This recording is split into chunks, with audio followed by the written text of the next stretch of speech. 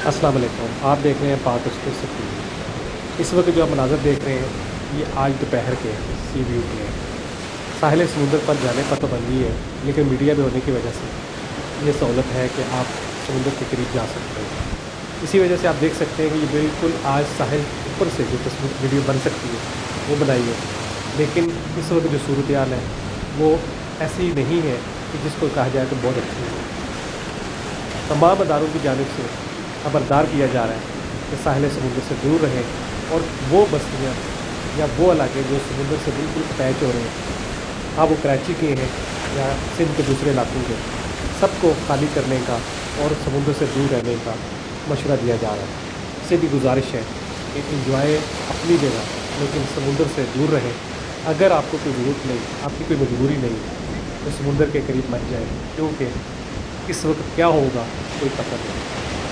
आप देख रहे हैं पाक एक्सक्लूसिव टीवी। ये वीडियो आज दोपहर की है। आप देख सकते हैं कि इस वक्त जो समुंदर की लहरें हैं वो किस तरह तेज़ी से और किस कदर शोर से आ रही हैं। इसी तरह आप देखते रहें पाक एक्सक्लूसिव टीवी। जो भी इस हवाले से अपडेट होगा वो मैं आपको बताऊंगा। देखते रहें पाक एक्सक्लूसिव।